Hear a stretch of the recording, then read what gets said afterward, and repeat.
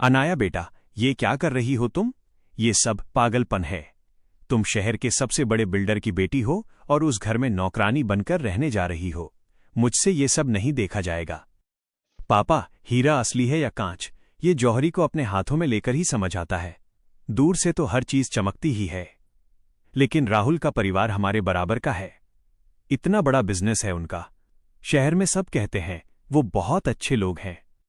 अच्छे लोग और अच्छे इंसान दोनों अलग चीजें होती हैं पापा। शादी के बाद पूरी जिंदगी मुझे उनके साथ बितानी है, उनके बैंक बैलेंस के साथ नहीं। मुझे देखना है कि जो आदमी एक अमीर लड़की के सामने सिर झुकाकर बात करता है, वो एक गरीब नौकरानी के साथ कैसा बर्ताव करता है। नाम क्या है तुम्हारा?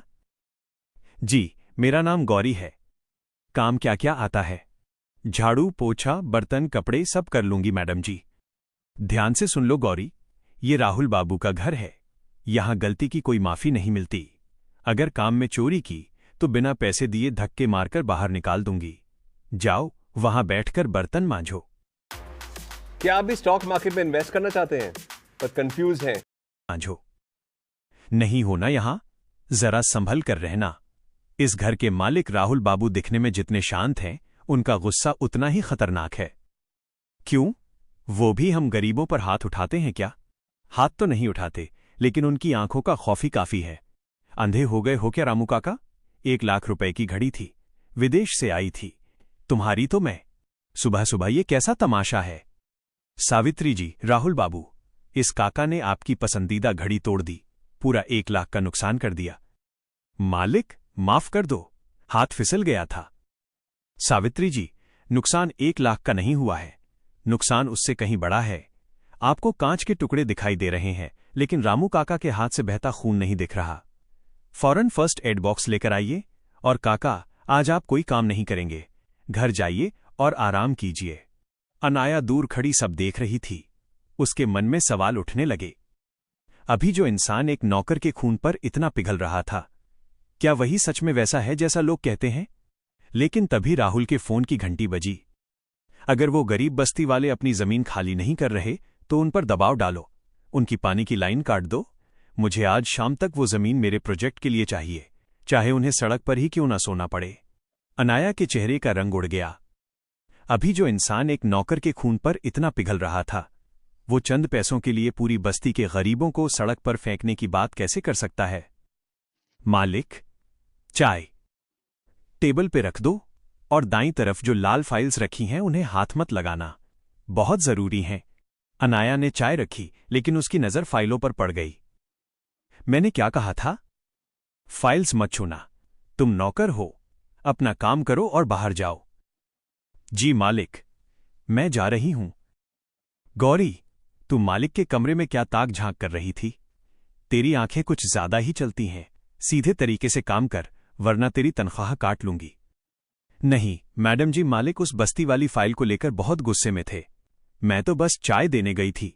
उन बस्ती वालों ने मालिक का करोड़ों का काम रोक रखा है। और सुन, मालिक बिजनेस में किसी पर रहम नहीं करते। अब जा, हॉल में जाके पोछा लगा। अनाया चुपचाप पोछा लगाने लगी, लेकिन उसके मन में राहुल की 2 तस्वीरें घूम रही थीं, एक दयालु इंसान और एक बेरहम बिल्डर। तभी बाहर गेट पर जोर जोर से आवाजें आने लगीं। बाहर चल। मालिक घर पे नहीं है, तू अंदर कैसे घुस गई? मुझे मालिक से मिलना है। उनके आदमियों ने हमारी बस्ती की बिजली पानी काट दी है। मेरे बच्चे को तेज बुखार है, वो ठंड से मर जाएगा। अरे गार्ड भैया, क्या कर रहे हो? छोटा बच्चा है, बीमार है, उसे बारिश में क्यों धक्का दे रहे हो? तू बीच में मत पड़ गौरी, ये बस्ती वाले रोज का ड्रामा करते हैं। मालिक का सख्त हुक्म है, इन्हें इस गेट के अंदर भी मत आने देना।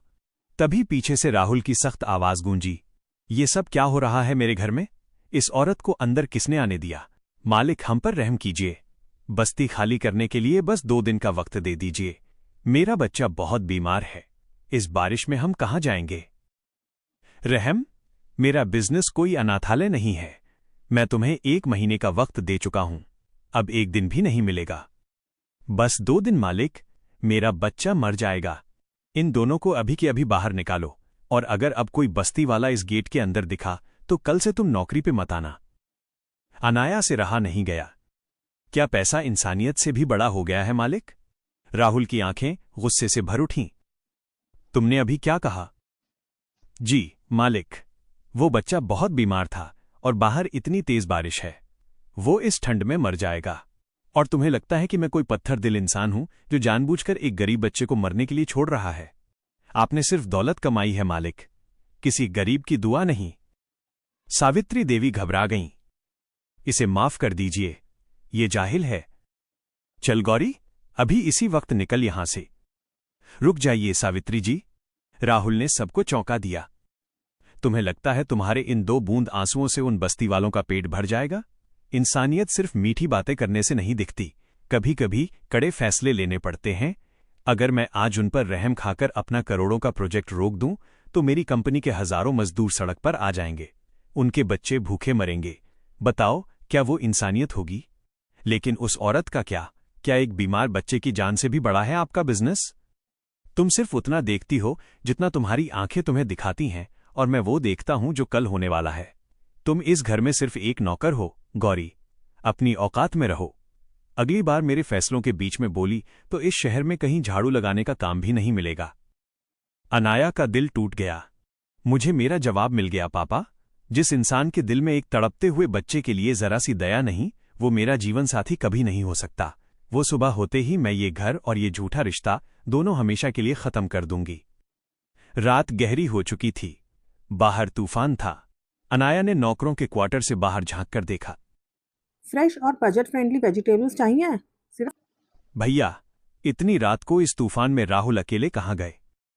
पता नहीं गौरी, लेकिन जब भी कोई गरीब इस घर से रोता हुआ जाता है, मालिक ऐसे ही आधी रात को बिना किसी को बताए कहीं निकल जाते हैं। कहाँ जाते हैं वो? पक्का तो नहीं जानता, लेकिन मैंने गाड़ी को अक्सर उसी पुरानी बस्ती की तरफ मुड़ते देखा है। अनाया चौंक गई। उसी बस्ती में इतनी रात को? कहीं वो बस्ती वालों को डराने या उस औरत के साथ कोई जोर जबरदस्ती करने तो नहीं गए? नहीं, मुझे अभी उनके पीछे जाना होगा। मुझे देखना होगा ये आदमी असल में कितना खतरनाक है। तूफानी रात, तेज बारिश, अंधेरी सड़कें। अनाया चुपचाप राहुल की गाड़ी का पीछा करती हुई पुरानी बस्ती तक पहुंची, लेकिन वहां जो उसने देखा उसने उसके पैरों तले जमीन खिसका दी। एक छोटे से क्लिनिक के बाहर राहुल खड़ा था। उसकी शर्ट भीग चुकी थी, गोद में वही बीमार बच्चा था। अगर आज रात आप मेरे बच्चे को यहां न लाते तो मेरा लाल बचता ही नहीं। आपने उसे नई जिंदगी दे दी। शांति राहुल के पैरों में झुक गई। काकी, मैंने कितनी बार कहा है मेरे पैर मत छुआ करो।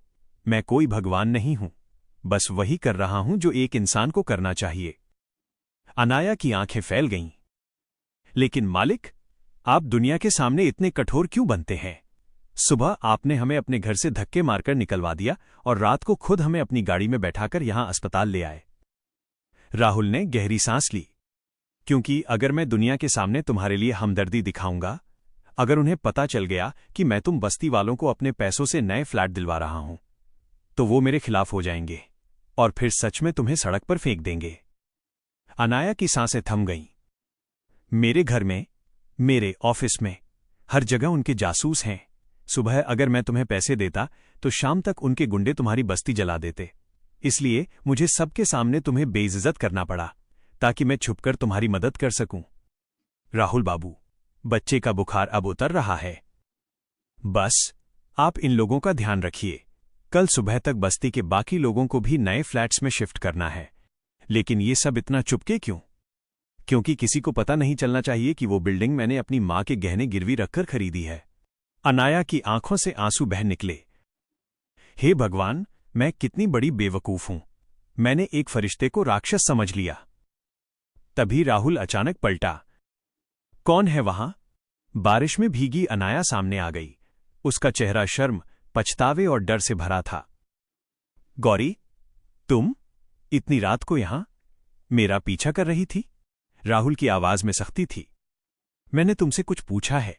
अगर तुम्हें मेरे बोर्ड के लोगों ने जासूसी करने भेजा है तो याद रखना, मैं तुम्हें जिंदा नहीं छोड़ूंगा। सच सच बताओ, तुम कौन हो? अनाया की आंखों से आंसू बह निकले। मुझे किसी दुश्मन ने नहीं भेजा मालिक, बल्कि मैं खुद आपकी सबसे बड़ी मुजरिम हूं। क्या बकवास कर रही हो? तुम मेरे घर की एक साधारण नौकरानी हो। सीधी तरह बताओ, तुम असल में हो कौन? अनाया ने कांपती आवाज में कहा। मैं कोई साधारण नौकरानी नहीं हूं राहुल जी, मेरा नाम गौरी नहीं, अनाया है, शहर के सबसे बड़े बिल्डर विक्रम मेहता की बेटी, जिससे आपके परिवार ने आपकी शादी तय की है। राहुल सन्न रह गया। विक्रम मेहता की बेटी? तुम इतने दिनों से मेरे घर में बर्तन मांज रही थी, फर्श पर पोछा लगा रही थी? हां, मुझे माफ कर दीजिए। मेरे पापा ने जब आपका रिश्ता मेरे लिए चुना तो उन्होंने सिर्फ आपकी दौलत, आपकी कंपनी और आपकी रुतबे की बात की, लेकिन मुझे बैंक बैलेंस से शादी नहीं करनी थी। मुझे उस इंसान को देखना था जो उस रुतबे के पीछे छिपा है। मुझे जानना था कि जो आदमी मेरे जैसी अमीर लड़की के सामने झुककर बात करता है, वो एक गरीब नौकरानी के साथ कैसा सलूक करता है। राहुल की आंखों में चोट साफ दिख रही थी। तो तुमने मेरे ही घर में मुझसे झूठ बोला, एक झूठी कहानी बनाकर मेरी जासूसी की, मेरी इंसानियत का इम्तिहान लिया। मैंने आज सुबह जब आपको उस औरत और बीमार बच्चे को धक्के मारकर बाहर निकालते देखा तो मुझे लगा आप एक लालची और पत्थर दिल इंसान हैं। मैं आपसे नफरत करने लगी थी। मैं आज रात ही हमेशा के लिए वो घर छोड़ने वाली थी, लेकिन अभी जो मैंने खिड़की से देखा, आपने अपनी मां के गहने गिरवी रखकर इन गरीबों के लिए घर खरीदे, अपने ही बिजनेस पार्टनर से दुश्मनी मोल लेकर इन बेसहारा लोगों को बचाया। राहुल जी, आप तो देवता हैं। बस अनाया, एक शब्द और नहीं। राहुल की आवाज टूट गई। तुम्हें लगता है कि तुमने बहुत बहादुरी का काम किया है? तुमने मेरी इंसानियत तो परख ली अनाया, लेकिन तुमने कभी ये सोचा कि जिस रिश्ते की नींव ही इतने बड़े झूठ, जासूसी और धोखे पर रखी जाए, वो रिश्ता कैसा होगा? मेरा वो मतलब नहीं था। मैं तो बस रिश्ते भरोसे पर टिकते हैं अनाया, शक और इम्तिहान पर नहीं। अगर तुम्हें शादी से पहले ही मुझ पर या मेरी नीयत पर इतना बड़ा शक था तो सीधा आकर मुझसे बात करती, लेकिन तुमने भेष बदला, मेरी पीठ पीछे मेरी जिंदगी में झांका, मेरी मजबूरियों का तमाशा देखा। अनाया रो पड़ी। मुझे माफ कर दीजिए राहुल जी, मुझे अपनी गलती का एहसास हो गया है। मैं आपकी तरह महान नहीं हूं। मैंने आपकी अच्छाई पर शक किया, लेकिन अब मैं पूरी जिंदगी आपकी हूं। राहुल ने ठंडी सांस ली। अब कोई पूरी जिंदगी नहीं बची है अनाया, तुम्हारा मकसद पूरा हो गया। तुमने अपनी तसल्ली कर ली, तुम्हें तुम्हारा जवाब मिल गया कि मैं कैसा इंसान हूं। लेकिन आज रात मुझे भी मेरा जवाब मिल गया है। अनाया का दिल कांप उठा। क्या मतलब? यही कि मैं उस लड़की से कभी शादी नहीं कर सकता जिसे मुझ पर रत्ती भर भी भरोसा ना हो, जिसे मेरी सच्चाई जानने के लिए झूठ का सहारा लेना पड़े। ये रिश्ता यहीं इसी बारिश में खत्म होता है। अपने घर लौट जाओ। राहुल जी प्लीज मेरी बात सुनिए, ऐसा मत कीजिए, मुझे एक मौका दीजिए। लेकिन राहुल मुड़ चुका था।